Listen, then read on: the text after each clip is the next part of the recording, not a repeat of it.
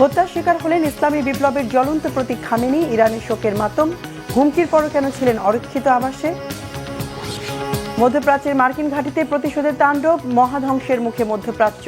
বিপ্লবী গাড়ির হুঁশিয়ারি কাজে আসবে কি? ইরানের প্রশাসন ও সামরিক কাঠামোতে বড় ধাক্কা, শূন্যতার অপব্যবহারের অপেক্ষা ইসরায়েল। কে হচ্ছেন খামেনির উত্তরসূরি? আসসালামু আলাইকুম, দেখছিলেন Bangla vision world news headline. যুক্তরাষ্ট্র ইসরায়েলের যৌথ হামলা ইরানের সর্বোচ্চ ধর্মীয় নেতা আয়াতুল্লাহ আলী খামেনিকে হত্যার পর ৩ সদস্যের অন্তর্বর্তীকালীন লিডারশিপ কাউন্সিল গঠন করা হয়েছে। আলী রেজা আরাফিকে অন্তর্ভুক্ত করে এই কাউন্সিলের আরও 2 সদস্য হলেন প্রেসিডেন্ট মাসুদ পেজেশকিয়ান ও সুপ্রিম কোর্টের প্রধান বিচারপতি মহসেনি ইজেই। নতুন সর্বোচ্চ নেতা নির্বাচিত না হওয়া পর্যন্ত এই 3 জন আয়াতুল্লাহ আলী খামেনির দায়িত্ব পালন করবেন। এর আগে স্থানীয় সময় রবিবার ভোরে খবর আসে ইরানের সর্বোচ্চ ধর্মীয় নেতা আয়াতুল্লাহ আলী খামেনি সহ তার মেয়ে, জামাই, নাতি ও পুত্রবধূকে বিমান হামলায় হত্যা করেছে ইসরায়েল ও যুক্তরাষ্ট্রের বাহিনী। এতে শোকের সাগরে ডুবেছে তেহরান। পালন করা হচ্ছে রাষ্ট্রীয় শোক। হামলা বন্ধে ইরান জাতিসংঘে চিঠি পাঠালেও মার্কিন প্রেসিডেন্ট ডোনাল্ড ট্রাম্প সাফ জানিয়ে দিয়েছেন হামলা থামবে না। শহীদ আরাফাতের ডেস্ক রিপোর্ট।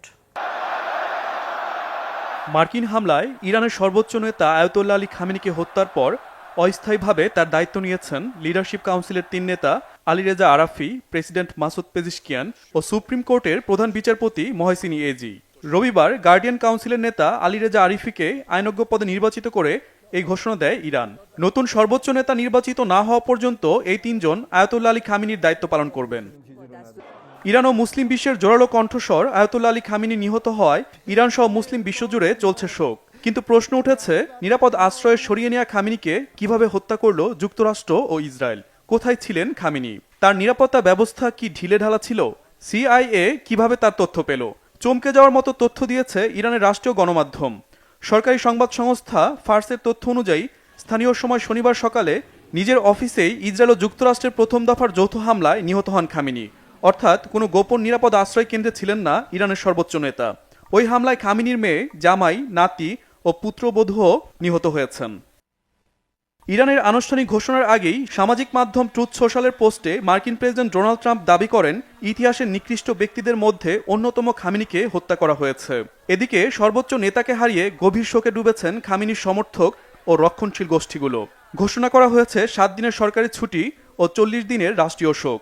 অন্যদিকে ইরানের ভেতরে ও বাইরে অনেকে মর্মান্তিক এই হত্যাকাণ্ডকে স্বৈরশাসনের অবসান হিসেবে দেখছেন। ইস্পাহান, কারাজ ও তেহরানের কিছু অংশে অনেককে গাড়ির হর্ন বাজিয়ে মিষ্টি বিতরণ করে আর আতশবাজি পুড়িয়ে উদযাপন করতে দেখা গেছে। খামেনি হত্যাকাণ্ডের পরও ইরানে বন্ধ হয়নি যুক্তরাষ্ট্র ইসরায়েলের আগ্রাসন, বরং দ্বিতীয় দিনে ইরানের 30টির বেশি লক্ষ্যবস্তুতে আঘাত এনেছে যুক্তরাষ্ট্র ও ইসরায়েল। মার্কিন প্রেসিডেন্ট ডোনাল্ড ট্রাম্প সাফ জানিয়ে দিয়েছেন যৌথ হামলা চলবে, থেমে থাকেনি ইরানও। মধ্যপ্রাচ্যের মার্কিন ঘাঁটিগুলোতে জারি রেখেছে প্রতিশোধের হামলা। পাল্টা হামলা অব্যাহত রাখলেও যুক্তরাষ্ট্র ও ইসরায়েলের সামরিক অভিযান বন্ধ করতে জাতিসংঘ মহাসচিব আন্তোনিও গুতেরেসকে চিঠি পাঠিয়েছেন ইরানের পররাষ্ট্রমন্ত্রী আব্বাস আরাকচি। জবাবে নিরাপত্তা পরিষদের বৈঠকে যুদ্ধ বন্ধে মার্কিন প্রেসিডেন্ট ডোনাল্ড ট্রাম্পকে আহ্বান জানিয়েছেন জাতিসংঘ মহাসচিব। ইরানে যুক্তরাষ্ট্র ও ইসরায়েলের হামলা রেড লাইন ক্রস করেছে বলে মন্তব্য করেছে চীন। নিরাপত্তা পরিষদের বৈঠকে অবিলম্বে যুদ্ধ বন্ধের দাবি জানিয়েছে Beijing. Shahid Arafat, Bangla Vision news desk. এদিকে আচমকা হামলা, ধ্বংসযজ্ঞ, মৃত্যু আর সর্বোচ্চ ধর্মীয় নেতা আলী খামেনি শহীদ হবার পরও মনোবল অটুট রেখে পাল্টা প্রতিরোধের হুঁশিয়ারি দিয়েছে ইরানের বিপ্লবী গার্ড IRGC। ভয়াবহ মিসাইল হামলা হয়েছে ইসরায়েল ও মধ্যপ্রাচ্যে যুক্তরাষ্ট্রের 27টি ঘাঁটিতে। কাতার, সৌদি আরব, কুয়েত, সংযুক্ত আরব আমিরাত ও বাহরাইনে মার্কিন ঘাঁটিগুলো প্রধান লক্ষ্যবস্তুতে পরিণত করেছে বিপ্লবী গার্ড। ড্রোন ও মিসাইল হামলা হয়েছে তেহরানের তেল নফ বিমান ঘাঁটি, তেল আবিবের হাকিরিয়ায় সামরিক বাহিনীর কমান্ড সদর দপ্তরে। ইরানের ক্ষেপণাস্ত্র হামলায় ইসরায়েলের বেইত শেমেস এলাকায় অন্তত 10 জন নিহত হয়েছে। শহীদ আরাফাতের আরেকটি ডেস্ক রিপোর্ট। যুক্তরাষ্ট্র ও ইসরায়েলের মিসাইল হামলায় তেহরানে বাড়ছে সর্বোচ্চ পর্যায়ের নেতাদের মৃত্যুর সংখ্যা। তাতেও দমিয়ে রাখা যায়নি ইরানকে। দেশটির ইসলামিক বিপ্লবী গার্ড IRGC ইসরায়েল ও মধ্যপ্রাচ্যে যুক্তরাষ্ট্রের অন্তত 27টি ঘাঁটি লক্ষ্য করে চালাচ্ছে একের পর এক মিসাইল ও ড্রোন হামলা। প্রতিশোধ নিতে হামলা অব্যাহত রাখার ঘোষণা দিয়েছে আয়াতুল্লাহ আলী খামেনির বিশ্বস্ত বাহিনী। ইসরায়েল ছাড়াও মিসাইল হামলায় আগুন জ্বলছে সৌদি আরব, কাতার, কুয়েত, জর্ডান, ইরাক, সংযুক্ত আরব আমিরাত ও বাহরাইনের যুক্তরাষ্ট্রের ঘাঁটিতে।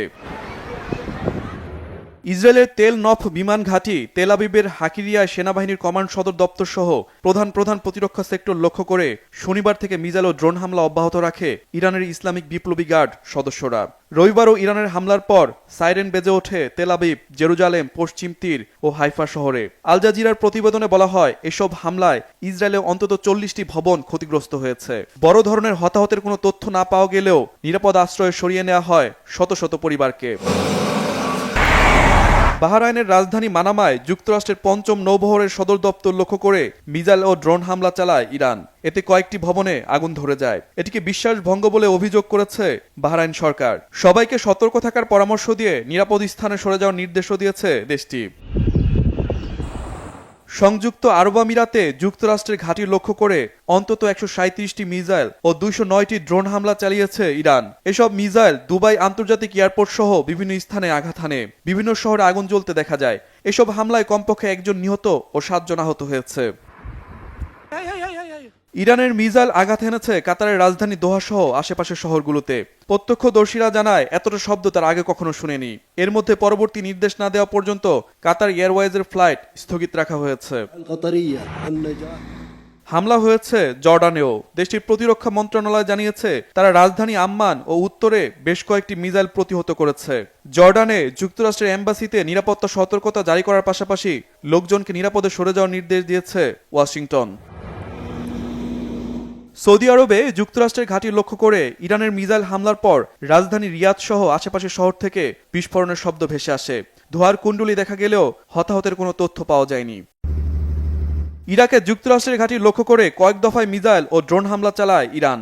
ইরবিল আন্তর্জাতিক বিমানবন্দর সহ বিভিন্ন স্থানে ড্রোন ভূপাতিত করার দাবি তোলে দেশটির প্রতিরক্ষা বাহিনী। এছাড়া কুয়েতেও যুক্তরাষ্ট্রের আলী আল সালেম ঘাঁটি লক্ষ্য করে হামলা চালায় ইরান। এতে বেশ কয়েকজন হতাহত হয়েছে। মিসাইল ভূপাতিত করার দাবি তুলেছে কুয়েতের প্রতিরক্ষা দপ্তর। ইরানের ইসলামিক বিপ্লবী গার্ড আইআরজিসি জানিয়েছে, শত্রুপক্ষের পরাজয় নিশ্চিত করতে হামলা অব্যাহত থাকবে। সর্বোচ্চ নেতা আয়াতুল্লাহ আলী খামেনি হত্যার পর মিসাইল ও ড্রোন হামলা বাড়িয়েছে আইআরজিসি।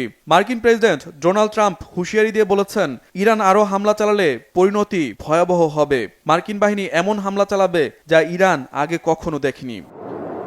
শহীদ Arafat, Bangla Vision, news desk. একজন সাধারণ মাদ্রাসা ছাত্র থেকে বিশ্বের অন্যতম ক্ষমতাধর নেতা, মধ্যপ্রাচ্যের রাজনীতির এক বিশাল অধ্যায় জুড়ে যার দখল, তিনি আর কেউ নন, আয়াতুল্লাহ আলী খামেনি। ১৯৭৯ সালের ইসলামী বিপ্লব থেকে শুরু করে পারমাণবিক কর্মসূচি নিয়ে আমেরিকার সাথে দীর্ঘ বিরোধ, সবখানে ছিলেন আপোষহীন এক নেতা। একদিকে ফিলিস্তিনের প্রতি অকুণ্ঠ সমর্থন, অন্যদিকে দেশের ভেতরে কঠোর শাসন আর বিক্ষোভ দমনের বিতর্ক, সব মিলিয়ে রহস্যময় প্রভাবশালী এক চরিত্র ছিলেন তিনি। কেই আয়াতুল্লাহ আলী খামেনি, তার জীবন, সংগ্রাম এবং বিশ্ব রাজনীতিতে তার প্রভাব নিয়ে বিস্তারিত জানাচ্ছেন ইমরান মাহমুদ। ইরানের সর্বোচ্চ ধর্মীয় নেতা আয়াতুল্লাহ আলী খামেনিকে হত্যা করেছে যুক্তরাষ্ট্র। এই ঘটনাটি মধ্যপ্রাচ্য সহ গোটা বিশ্বের রাজনীতিতে এক বিশাল আলোড়ন তৈরি করেছে। দীর্ঘ কয়েক দশক ধরে ইরানের শাসন ক্ষমতার কেন্দ্রবিন্দুতে থাকা এই মানুষটি কে ছিলেন এবং কিভাবে তিনি বিশ্ব রাজনীতির অন্যতম প্রভাবশালী চরিত্রে পরিণত হলেন, তা বুঝতে হলে তার জীবনের গভীরে তাকাতে হবে।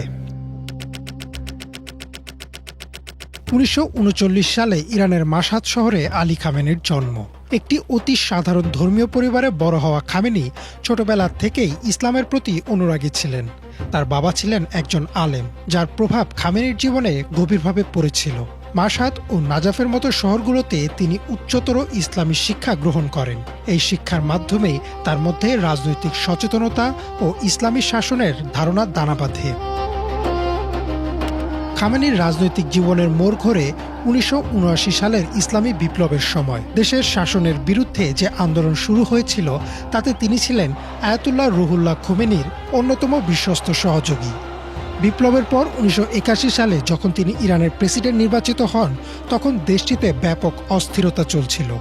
রয়টার্সের আর্কাইভে থাকা নথিপত্র অনুযায়ী তিনি বিপুল ভোটে জয়লাভ করেছিলেন এবং শপথ নেওয়ার সময় ঘোষণা করেছিলেন যে যে কোনো বিচ্যুতি এবং আমেরিকান প্রভাবের বিরুদ্ধে বিপ্লবকে রক্ষা করবেন। ১৯৮৯ সালে ইমাম খোমেনির মৃত্যুর পর তিনি ইরানের সুপ্রিম লিডার বা সর্বোচ্চ ধর্মীয় নেতা হিসাবে মনোনীত হন, যা তাকে দেশটির সবচেয়ে ক্ষমতাধর ব্যক্তিতে পরিণত করে।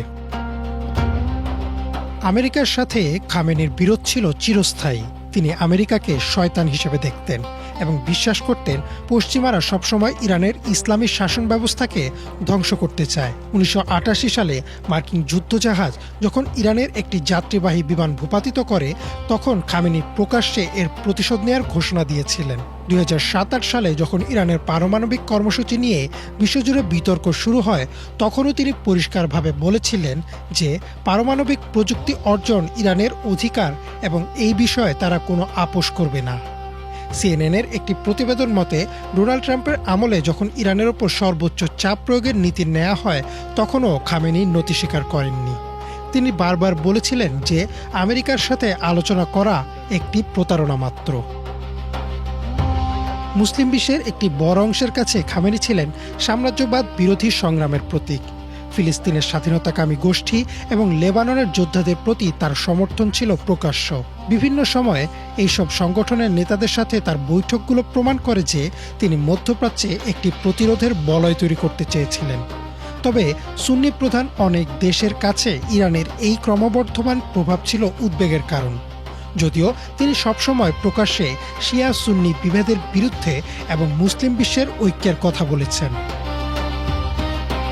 খামেনির শাসনকাল বিতর্কমুক্তও ছিল না। বিশেষ করে অভ্যন্তরীণ দমনপীড়নের অভিযোগে তিনি প্রায়ই আন্তর্জাতিক মহলে সমালোচিত হয়েছেন। 2009 সালের নির্বাচনের পর বিক্ষোভ দমন এবং 2022 সালে মাহসা আমিনি নামে এক তরুণীর মৃত্যুর পর দেশজুড়ে যে আন্দোলন শুরু হয় তা খামেনির শাসনের ভিত কাঁপিয়ে দিয়েছিল। এবিসি নিউজের তথ্য মতে, মাহসা আমিনির মৃত্যুর পর শুরু হওয়া বিক্ষোভকে খামেনি আমেরিকা ও ইসরায়েলের ষড়যন্ত্র বলে অভিহিত করেছিলেন এবং নিরাপত্তা বাহিনীকে কঠোরভাবে দমন করারও নির্দেশনা দিয়েছিলেন। সবশেষ 2026 সালে ইরানের সরকার বিরোধী আন্দোলন দমনেও তার বিরুদ্ধে ওঠে নানান অভিযোগ। খামেনির মৃত্যু ইরানের ইতিহাসে একটি যুগের অবসান ঘটিয়েছে। একজন সাধারণ মাদ্রাসা ছাত্র থেকে শুরু করে বিশ্বের অন্যতম ক্ষমতাধর শাসক হয়ে ওঠার এই দীর্ঘ যাত্রায় তিনি যেমন অগাধ ভক্তি পেয়েছেন, তেমনি কুড়িয়েছেন তীব্র সমালোচনাও। ইমরান মাহমুদ, বাংলাভিশন। আয়াতুল্লাহ আলী খামেনির হত্যাকাণ্ডের পর ইরান জুড়ে তৈরি হয়েছে অনিশ্চয়তা। নেতৃত্ব শূন্যতার দুর্বল মুহূর্তকে সুযোগ হিসেবে দেখছে ইসরায়েল। বিশেষ করে ইরানের পারমাণবিক স্থাপনাগুলো ঘিরে অপতৎপরতা পরিণতি দেওয়ার অপেক্ষায় তেল আবিব। বড় যুদ্ধ এড়াতে চাইলেও মিত্রদের নিরাপত্তায় আপোষে নারাজ ওয়াশিংটন। হরমুজ প্রণালী থেকে আঞ্চলিক প্রক্সি ফ্রন্ট, সব জায়গায় বাড়ছে সংঘাতের ঝুঁকি। একটি ভুল পদক্ষেপই বিস্তীর্ণ অঞ্চলে ছড়িয়ে পড়তে পারে দীর্ঘমেয়াদী যুদ্ধের আগুন। হাফিজুল ইসলামের ডেস্ক রিপোর্টে বিস্তারিত।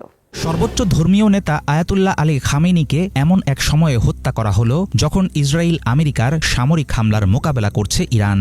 মধ্যপ্রাচ্যে চলমান তীব্র উত্তেজনাকর মুহূর্তে তেহরানের শীর্ষ আসনে খামেনির শূন্যতা ইতিমধ্যেই তৈরি করছে বিপজ্জনক পরিস্থিতি। ইসলামী প্রজাতন্ত্রের অভ্যন্তরে দুর্বলতার গন্ধ পেয়ে সুযোগ নিতে ঝাঁপিয়ে পড়বে পশ্চিমা শক্তি ও বিদেশি গোয়েন্দা সংস্থাগুলো। তাদের মদত দেবে রাজতন্ত্রপন্থী এবং ইসলামী শাসনের বিরোধী ইরানিদের একটি বড় অংশ।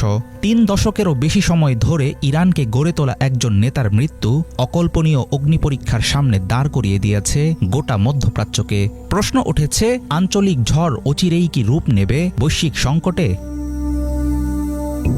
পশ্চিমা বিরোধী শক্তি আঞ্চলিক মিত্র ও প্রক্সি গোষ্ঠীগুলোর মাঝে ভারসাম্য রক্ষার জটিল কেন্দ্র হিসেবে কাজ করেছেন আয়াতুল্লাহ আলী খামেনি। তার মৃত্যু ইরানকে ভেতর থেকে গুঁড়িয়ে দিতে পারে। এর মধ্য দিয়ে মুসলিম বিশ্বের পক্ষ নিয়ে পশ্চিমাদের বিরুদ্ধে দাঁড়ানোর মতো শক্তিশালী নেতা আর থাকল না। পরিবর্তিত পরিস্থিতিতে পরমাণু ইস্যু ছাড়াও নানা ক্ষেত্রে ছাড় দিতে বাধ্য হবে তেহরান। রাষ্ট্রীয় সরকারেও হয়তো আসবে বড় রকমের পরিবর্তন। খামেনির দৃঢ় নেতৃত্ব না থাকার জেরে স্থানীয় বিদ্রোহী দলগুলো আক্রমণাত্মক হয়ে উঠতে পারে। এছাড়াও দলীয় প্রভাব বিস্তারের অতি উৎসাহ এবং শক্তিশালী নেতার অভাব নতুন করে উস্কে দিতে পারে অভ্যন্তরীণ বিভেদের আগুন।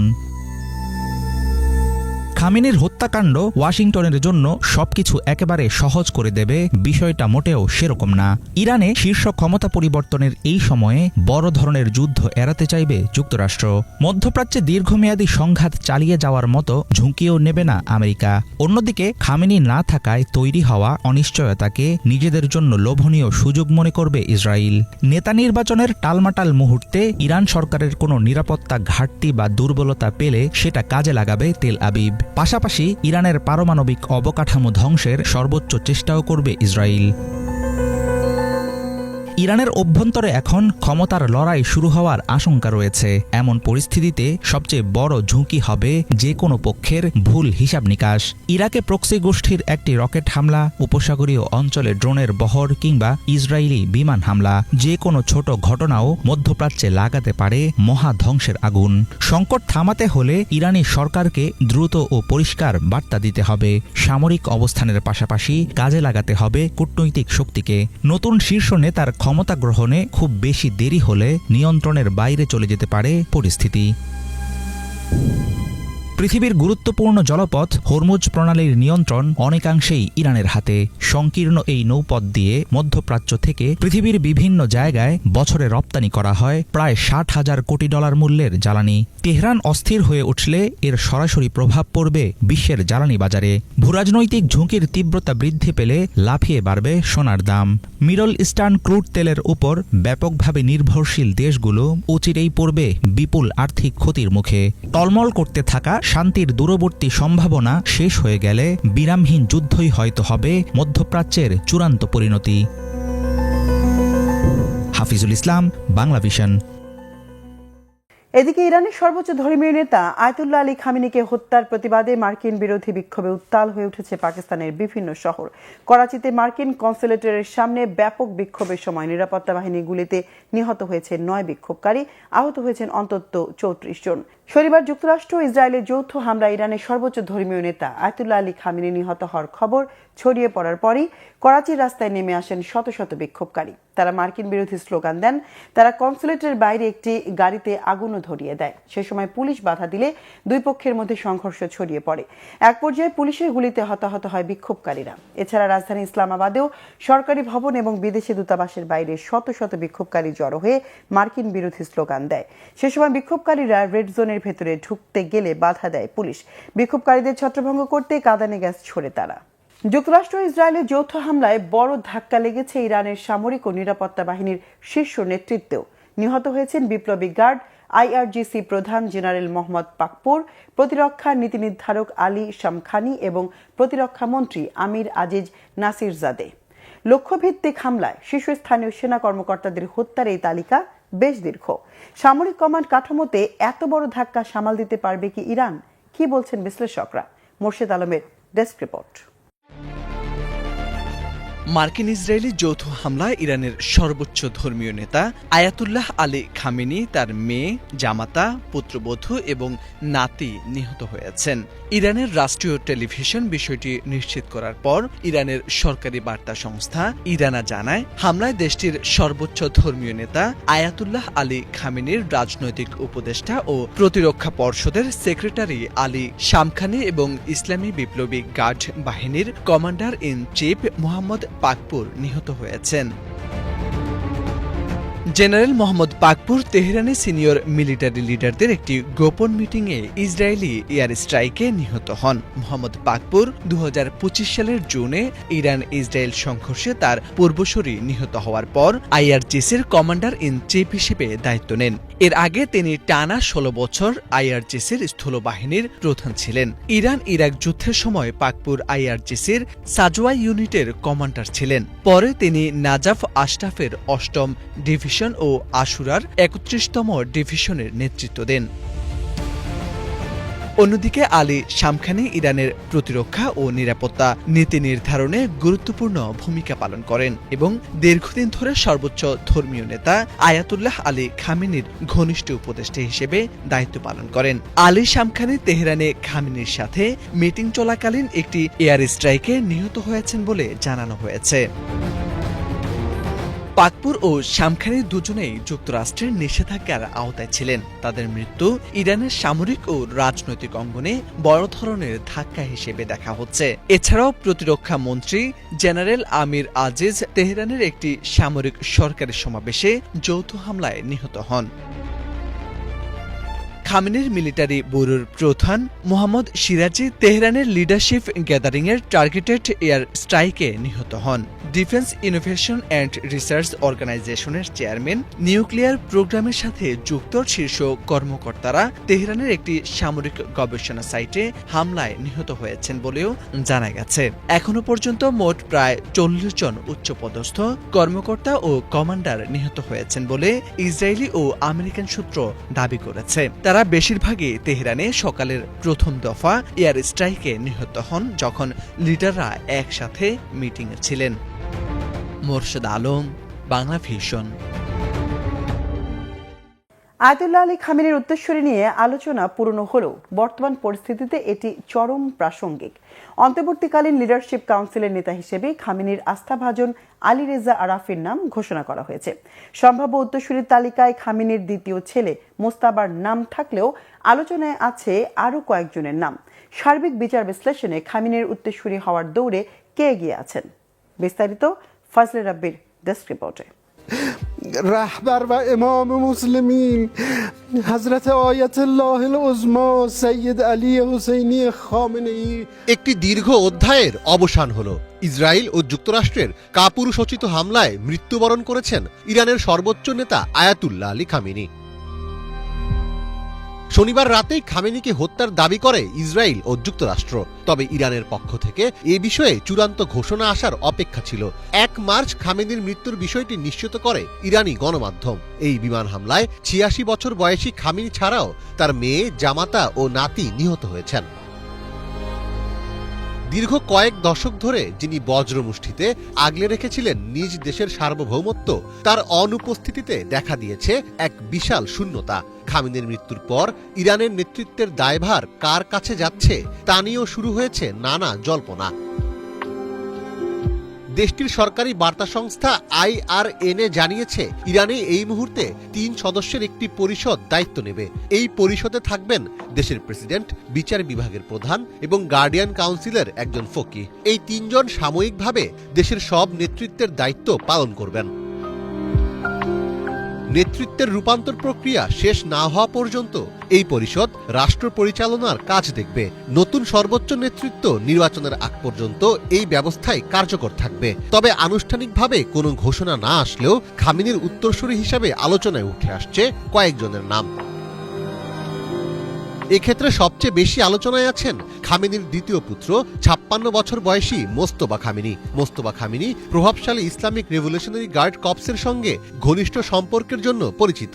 তবে ইরানের শিয়া শাসন ব্যবস্থায় রাষ্ট্র ক্ষমতায় পিতা পুত্রের উত্তরাধিকারকে তেমন গুরুত্ব দেওয়া হয় না। এছাড়া মোস্তফা খামেনি খুব উচ্চ পর্যায়ের ইসলামী পণ্ডিত নন এবং এখন পর্যন্ত শাসন ব্যবস্থায় তার কোনো আনুষ্ঠানিক ভূমিকা নেই। আলোচনায় আরও আছেন 67 বছর বয়সী আলী রেজা আরাফি। তিনি ইরানের ধর্মীয় ও রাজনৈতিক অঙ্গনের একজন অত্যন্ত প্রভাবশালী ব্যক্তিত্ব। তিনি ইরানের প্রভাবশালী গার্ডিয়ান কাউন্সিলের একজন সদস্য এবং শরিয়া মাদ্রাসাগুলোর প্রধান হিসেবে দায়িত্ব পালন করছেন। আরাফি ইরানের তেমন পরিচিত ব্যক্তি না হলেও তিনি খামেনির আস্থাভাজন ছিলেন। উত্তরসূরি হিসেবে উঠে আসছে রুহুল্লাহ খোমেনির নাতি হাসান খোমেনির নামও। 53 বছর বয়সী হাসান খোমেনির সমাধিসৌধের প্রধান রক্ষকের দায়িত্বে আছেন। তবে এখন পর্যন্ত তিনি সরকারের প্রশাসন পর্যায়ের কোনো গুরুত্বপূর্ণ পদে আসেননি। ইরানের সামরিক ও নিরাপত্তা বাহিনীর ওপরও তার প্রভাব কম। এছাড়াও আলোচনায় আছেন বিচার বিভাগের প্রধান গোলাম হোসেন মোহসেনি এজেই, খামেনির দপ্তর প্রধান আলী আসগর হেজাজি এবং কেন্দ্রীয় আলিম পরিষদের সদস্য মোহাম্মদ মেহেদি মীর বাগেরি। 1989 সালে রুহুল্লাহ খোমেনির মৃত্যুর পর অ্যাসেম্বলি অব এক্সপার্টস আলী খামেনিকে ইরানের দ্বিতীয় সর্বোচ্চ নেতা হিসেবে নির্বাচিত করে। দীর্ঘ 37 বছর পর আবারও সে একই ইতিহাসের সন্ধিক্ষণে এসে দাঁড়িয়েছে পারস্যভূমি। ফলে খামেনির উত্তরসূরি যেই হোক না কেন, তার কাঁধে থাকবে ইরানিদের অসমাপ্ত লড়াই শেষ করার গুরুভার দায়িত্ব। মীর ফজলে রাব্বি, বাংলা ভিশন। এদিকে আলোচনা চলছে কে এই আয়াতুল্লাহ আলী রেজা আরাফি, যাকে সর্বোচ্চ ধর্মীয় নেতা আয়াতুল্লাহ আলী খামেনি নিহতের পর ইরানের 3 সদস্যের অন্তর্বর্তীকালীন লিডারশিপ কাউন্সিলে অন্তর্ভুক্ত করা হয়েছে। নতুন সর্বোচ্চ নেতা নির্বাচিত না হওয়া পর্যন্ত তারা দায়িত্ব পালন করবেন।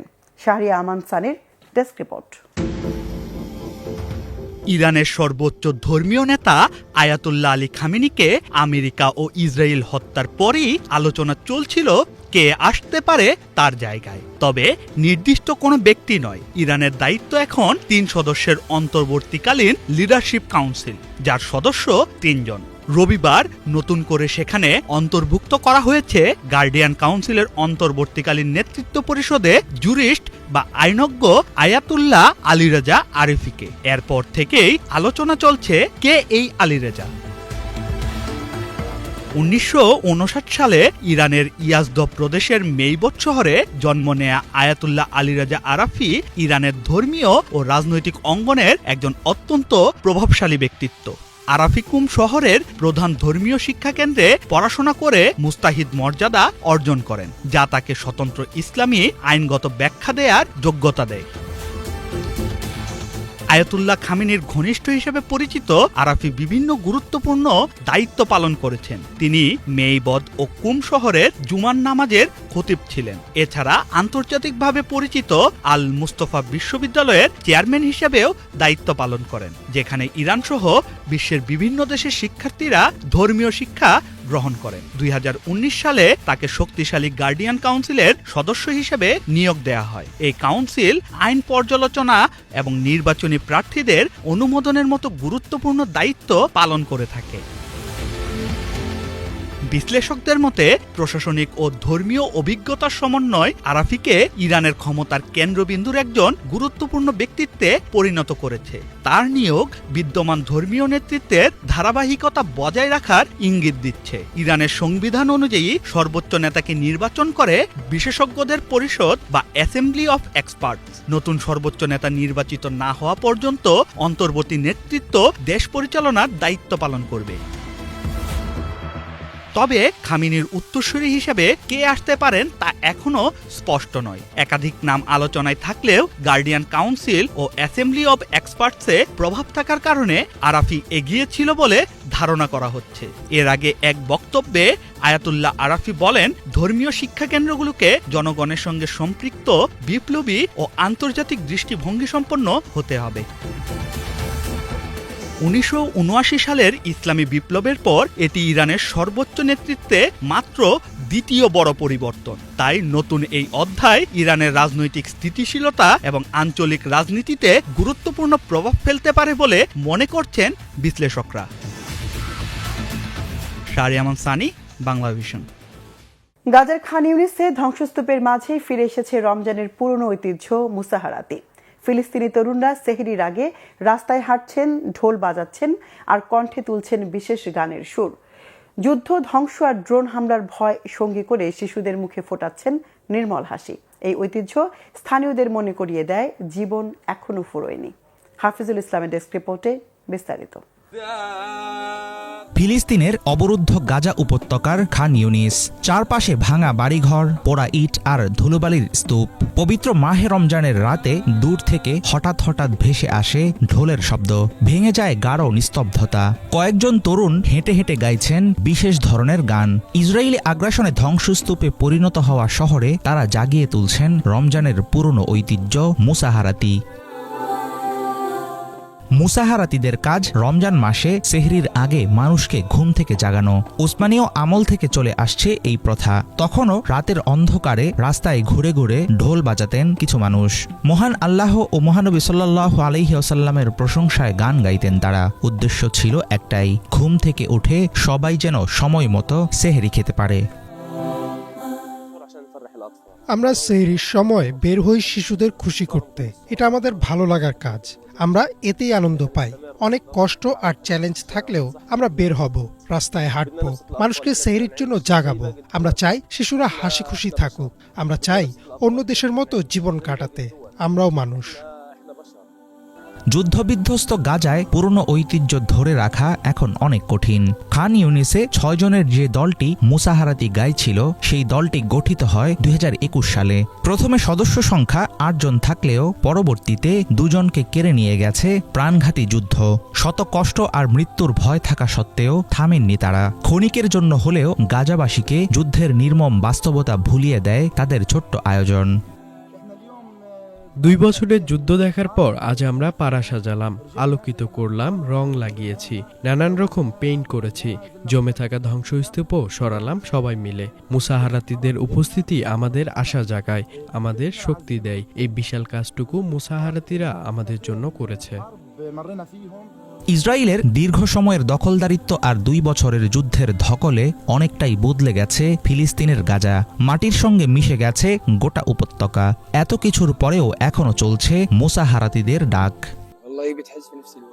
এটা দেখা সত্যিই খুব কষ্টকর। আমাদের পাড়া আগে কেমন ছিল, কিভাবে আমরা সেহেরির জন্য আনন্দের সঙ্গে মানুষকে ঘুম থেকে জাগাতাম। মনে হয় যেন তখন আমরা আলোতে ছিলাম, আর এখন অন্ধকারে। সত্যি বলতে আমাদের সঙ্গে যা হয়েছে সেটা ট্র্যাজেডি।